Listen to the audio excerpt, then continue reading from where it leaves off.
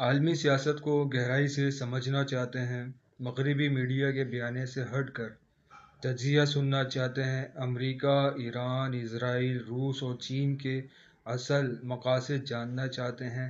اگر آج امریکہ نے ایران پر حملہ کیا تو یہ صرف ایک جنگ نہیں ہوگی، یہ مشرق وسطیٰ کی تباہی، اسرائیل کے وجود کا سوال اور عالمی معیشت کے لیے ایک نیئر فیٹل شاک ہوگا۔ سوال یہ نہیں ہے کہ جنگ ہوگی یا نہیں، سوال یہ ہے کہ کیا دنیا اس جنگ کو برداشت کر پائے گی۔ امریکہ اس وقت ایران کے قریب 40,000 فوجی aircraft career, US Abraham Lincoln ری فیولنگ طیارے، اسٹیلتھ بمبرز اور زیر زمین بنکر تباہ کرنے والے بم تعینات کر چکا ہے۔ ساتھ ہی تھاڈ اور پیٹریوٹ میزائل سسٹم خفیہ مقامات پر نصب کیے جا چکے ہیں، جبکہ قطر کا العبید بیس پر نصب کیے جا چکے ہیں، اور دیگر امریکی اڈے ہائی الرٹ پر ہیں۔ یہ سب محض دباؤ ہے یا واقعی ایک فل اسکیل وار آنے والی ہے؟ کچھ ماہرین کہتے ہیں امریکہ صرف دباؤ ڈال رہا ہے، مقصد ایران کو اندرونی احتجاج کے ذریعے کمزور کرنا ہے، لیکن مسئلہ یہ ہے کہ ایران نے اندرونی صورتحال کافی حد تک کنٹرول کر لی ہے۔ اب امریکی دباؤ مؤثر نہیں رہا، اس لیے اب اتفاق رائے بنتا جا رہا ہے کہ حملہ اب محض امکان نہیں بلکہ منصوبہ بن چکا ہے۔ امریکہ اور اسرائیل کو ایک مسئلہ درپیش ہے کہ دنیا کو کیسے قائل کیا جائے کہ ایران جا رہے ہیں، اس لیے فالس فلیگ آپریشن یا کسی ایرانی اشتعال کا انتظار تاکہ حملے کو سیلف ڈیفنس کے طور پر بیچا جا سکے۔ اگر جنگ شروع ہوئی تو ایران کیا کرے گا؟ یہاں سب سے خطرناک حقیقت سامنے آتی ہے۔ ایران نے واضح کیا ہے کہ اگر حملہ ہوا تو ہم سب کچھ استعمال کریں گے۔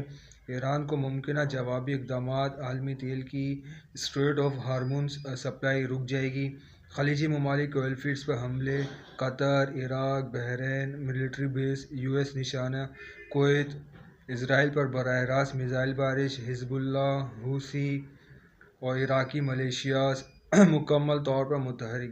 یہ ایک ریجنل وار نہیں بلکہ گلوبل اکنامک ڈیزاسٹر ہوگا۔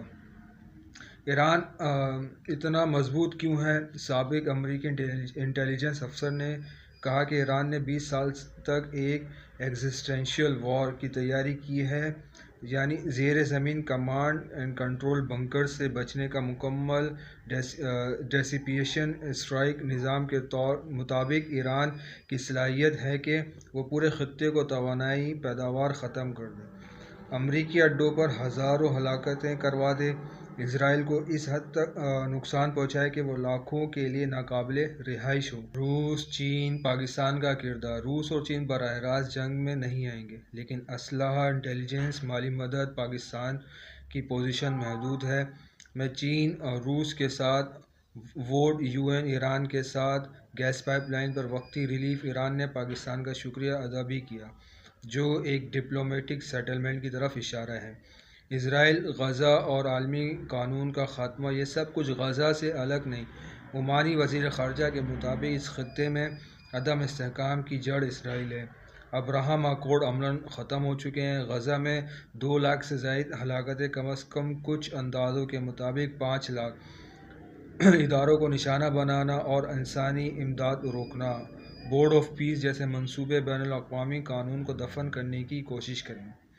ٹرمپ کا ایک ہنر ہے کہ وہ نیریٹو بدلنا، توجہ ہٹانا اور خود کو فاتح دکھانا۔ ممکن ہے کوئی جعلی سفارتی کامیابی یا میڈیا فوکس شفٹ تاکہ جنگ سے بچا جا سکے، لیکن اگر پہلا میزائل چلا تو کوئی بھی پیچھے نہیں ہٹے گا۔ یہ جنگ ایران بمقابلہ امریکہ نہیں بلکہ عالمی نظام کا امتحان ہے۔ اگر جنگ ہوئی، نہ اسرائیل بچے گا، نہ معیشت، نہ عالمی امن۔ یہ وہ جنگ ہوگی جس میں جیتنے والا کوئی نہیں ہوگا۔ اگر آپ چاہتے ہیں سچ، گہرائی اور غیر جانبدار تجزیہ تو ویڈیو کو لائک کریں، چینل کو سبسکرائب کریں اور کمنٹس میں بتائیں کہ آپ کے خیال میں جنگ ہوگی یا نہیں۔